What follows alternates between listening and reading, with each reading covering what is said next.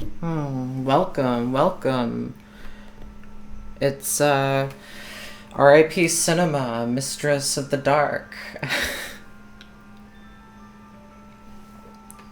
I've resurrected this channel from the grave to talk about my favorite horror movie of the year. One that I wasn't really expecting to like, and I ended up enjoying quite a bit.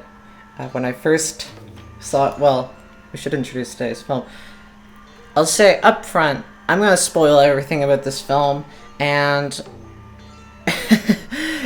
it's a very fun watch, very enjoyable, and I do think that it is much more fun if you do not know the twist the first time going through it. It's just it's a unique experience. So go check it out spoiler free if you can. Probably too late to see it in theaters, but definitely see it on wherever it's streaming. I don't know. I use a legal streaming site, a very legal one. Okay. So, Malignant, the most talked about horror movie of the year, probably in years, honestly, which, when I first saw the trailers for it, I thought it looked pretty awful, because it was marketed as a very standard kind of James Wan horror film. It seemed to be ripping a lot from J-horror with the, black hair girl and the static on the TV. It just looked like a Ring ripoff, honestly. And while this film, I would say, is definitely derivative, it's definitely a pastiche of horror tropes. It is not, it's not very J-horror for one thing, and it is certainly not a safe, standard James Wan film. Now, James Wan, of course, is the, I was gonna say legendary, I don't know if he deserves that status. James Wan is the acclaimed and very popular director of Saw, which is a movie that I think is very good for the budget that it's working at, for what it's trying to do. It's not one that I like to return to very often. The Saw franchise, I think, is largely pretty enjoyable for what it is, but yeah, just not super interesting on a filmmaking level. Surprisingly, it was not The Conjuring or Insidious which caught my interest, both franchises which I found actually quite dull. The first James Wan film that caught my eye was his recent Aquaman movie, which is likely the film that allowed James Wan to make Malignant, because Malignant is clearly a film where a director was given free rein to do whatever they wanted. And James Wan wanted to do something very specific, which not everyone is gonna like. But me, I loved it, and I had an absolute blast. I think I've seen it like 3 times now. I got to see it in theaters the second time, thankfully. And how do I even get into this? How do I do it? Well, okay, I've already said spoilers up front. So let's dive in. So, with Aquaman, what I really noticed about it was James Wan had a kind of maximalist approach to the superhero genre.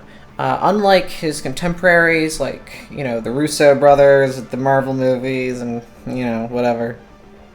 James Wan, instead of having, scenes of people talking in rooms with, shot, reverse shot, intercut with these big pre-rendered CGI visuals, what James Wan went for is a more auteur, formalist approach, I guess you could say, in that he really filled each moment with so much style, detail, just visual saturation, that it's really an overwhelming experience.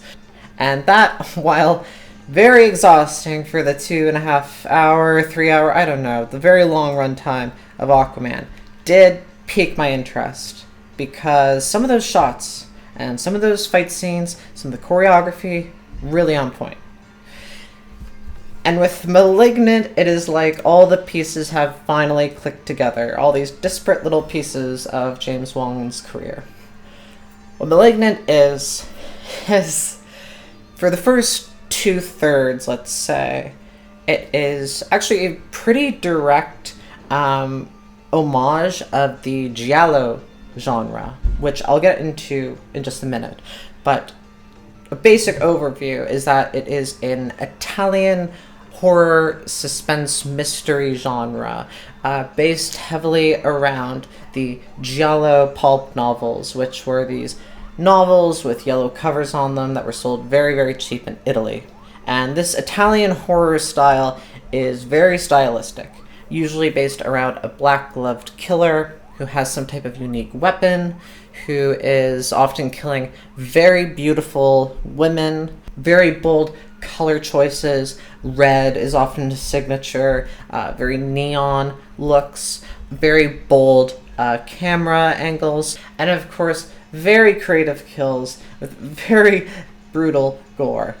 Something which would later be picked up in the American slasher genre, which is a pretty direct descendant of Italian Giallo. This is what occupies the first 2/3 of the film, a story of a woman getting strange visions of a killer on the loose. This black-gloved killer is stalking all of these people and killing them, and each time he kills, our protagonist is able to see it in a vision or her dreams. You know, it seems like, oh, maybe they have a psychic connection, or maybe this is some kind of a ghost story. As a fan of the Giallo genre, I could tell pretty early on what the twist was going to be, at least the first part. It's pretty easy to tell that it's going to be revealed that she's the killer. I don't think the film even tries that hard to hide it. You know, you look at the hair, they match up pretty well. Same kind of body type. The whole her seeing visions thing. You know, it's such an obvious connection to her that, like, it feels pretty clear that it's going to be revealed that either she's an unreliable narrator, or she's, you know, having hallucinations and killing people. Maybe she has split personality. You know, these are kind of classic Giallo twists.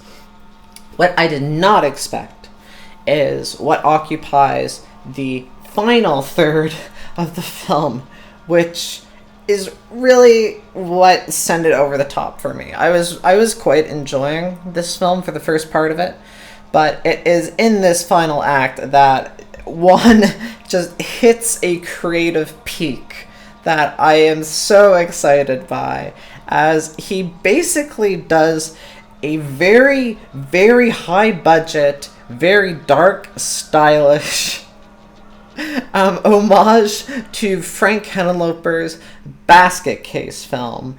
And suddenly the film changes from being a descendant of the Giallo genre and becomes kind of a descendant of trauma films. It is a very 80s schlock premise. It's revealed, of course, that Gabriel, the imaginary friend that she has, that she thinks is killing everyone, is actually a malignant tumor / conjoined twin that is attached to the back of her head. And when they were young, doctors tried to remove Gabriel. That's, of course, why he's taking revenge on them right now. But it was determined that removing Gabriel entirely would kill our protagonist, who I cannot even remember the name of right now. Madison, I think? That sounds right. Instead of being removed, they just cut up Gabriel and they trap him inside of her skull. And so the scene that we get early in the film, where she's abused by her boyfriend, thrown into a wall, that scene is revealed to be the moment that Gabriel wakes up. Now, of course, yeah, you can read the symbolism of, trauma and all that pretty easily in this film, but that's not the point. That is just the basic, I think, excuse, the basic underpinning metaphor that allows for the balls to the walls craziness and excitement of this last section.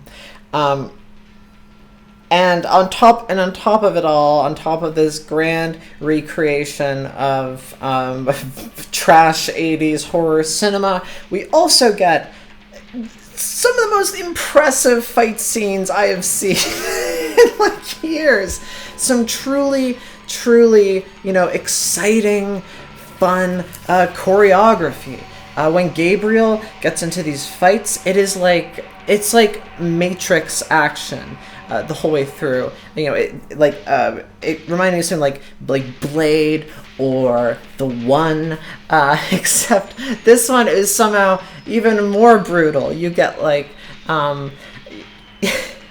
it's both more brutal and more funny, because on top of the slashing up going on with the knife, you also get fantastic detail of Gabriel ripping off a cop's arm, which I also gotta say, kind of rare to see movies nowadays being willing to just kill cops like this. This is something that blockbusters did back in the 90s, before 9/11, but after that, movies started being a little more cop worshipy, I'll say that. But in Malignant, oof, no, they get torn up. And the arm rip, funnily enough, I'm not sure if this is a direct reference, but it feels direct. It feels like it was pulled right out of The Toxic Avenger, which is easily the best trauma film, and just a really, really fun horror comedy. Just a really great time. And so with this big finale, I mean, what more could I ask for? This is why I go to the cinema. This is why, even though I'd already seen the film, I paid to go to the theater with my friend to see this for the second time, even knowing the twist. And it was just so much fun sitting in the audience, knowing what was coming, and being part of the communal experience of watching a film. So yeah, not everyone has to like this film, of course, and I think there's valid critiques of it.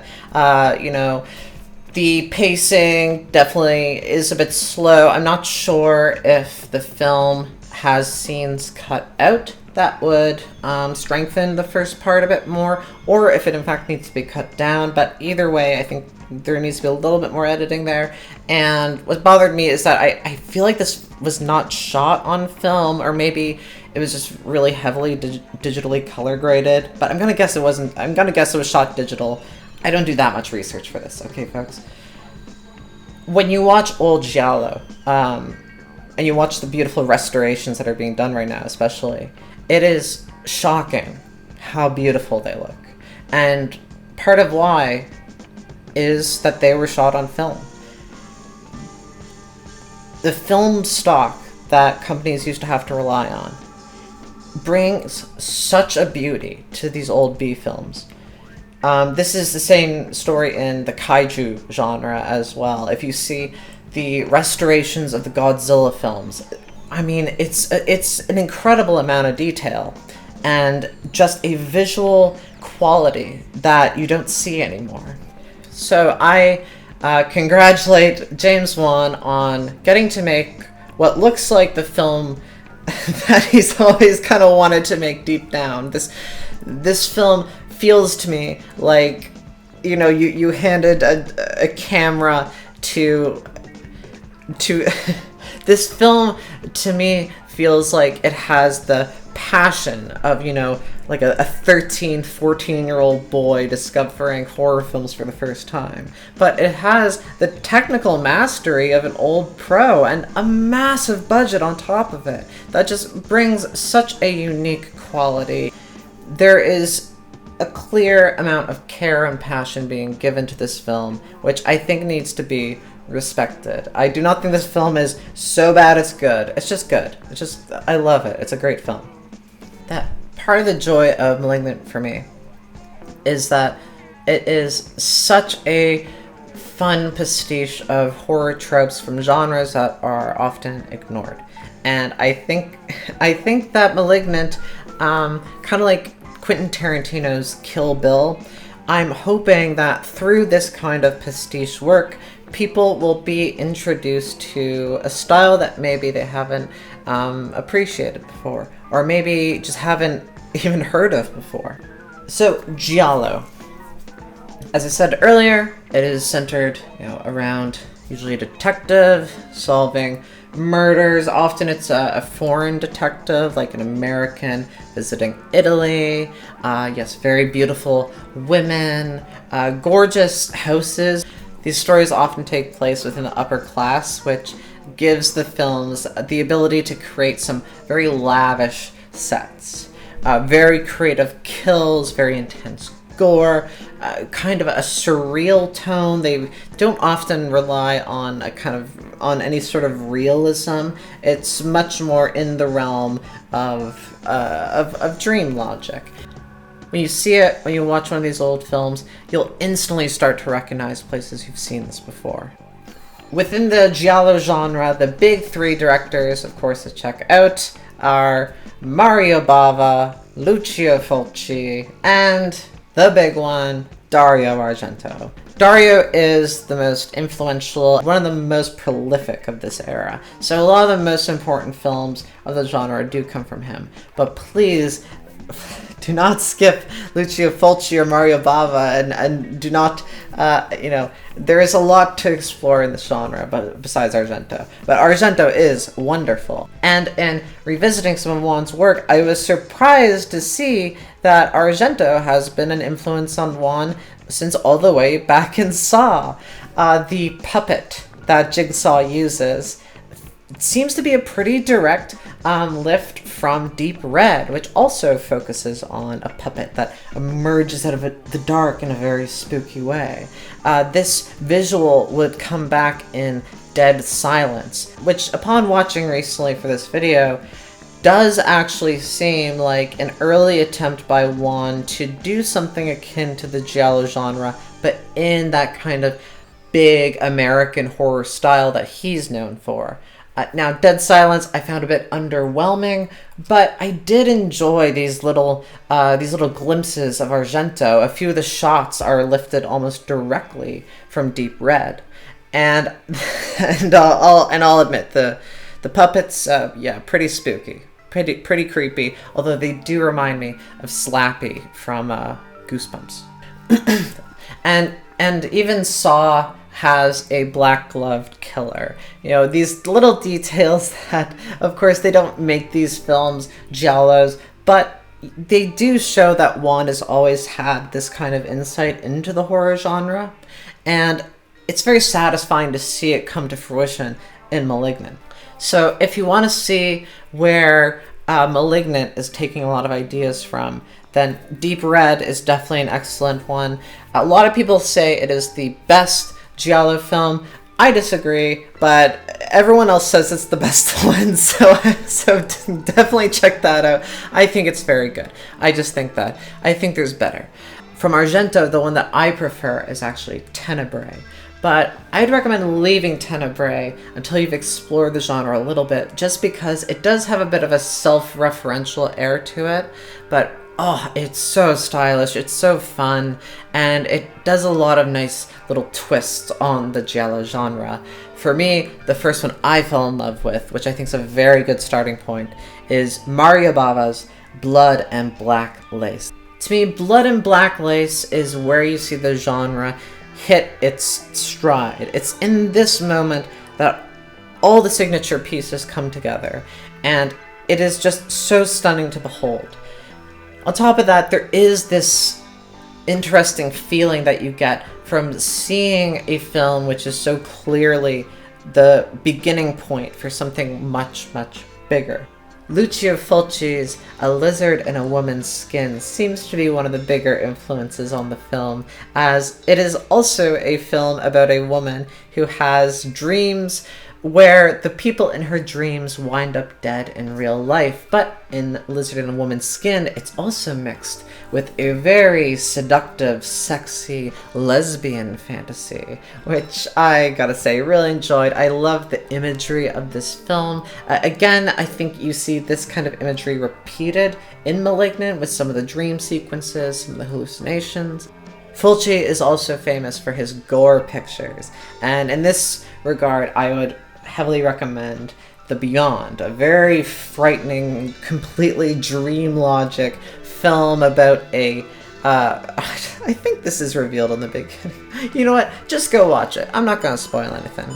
And speaking of Black Glove Killer, I do want to point out this is actually something I really did like in the whole design of Malignant. I thought that this kind of Rob Zombie take on the Giallo Killer with the gross hair and the big jacket and the creepy scenes where you see the face on the back, and I really liked it. It felt like Juan took the kind of sleek approach to the villains of the Giallo genre and instead turned it into something a little edgier in a fun way. And the last recommendation I'll make from these directors, even though it is not technically a Giallo, I will say anybody with an interest in horror owes it to themselves to see Dario Argento's Suspiria. I mean, it's wonderful. It's beautiful. Like a truly beautiful horror film. And how often do you get that? The remake, other people seem to like. I am not one of them. Moving on. So of course the other part of this film is the more trauma-inspired section, and for that, I really would recommend people check out The Toxic Avenger. It's hard to translate, like, just how fun this movie is. It reminds me of why I got into film in the first place. There's something about it that really connects to a youthful passion for film.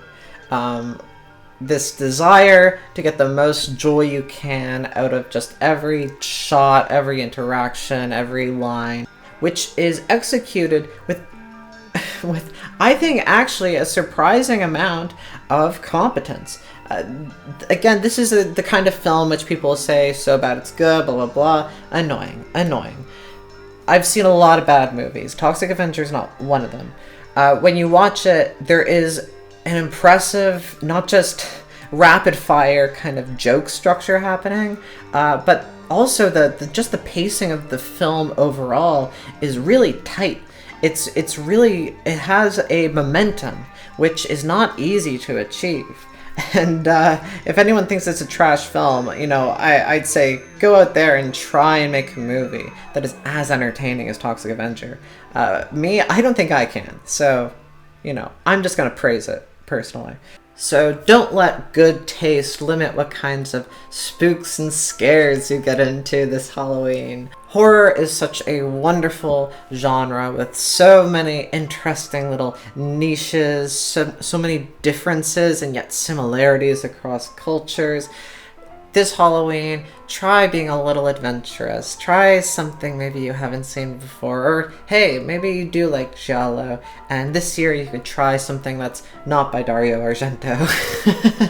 As much as I love him, it's like Sergio Leone and his westerns. People gotta remember there are other directors with also fantastic work. I mean, my God, I've seen Sergio Corbucci's westerns. There's an artist.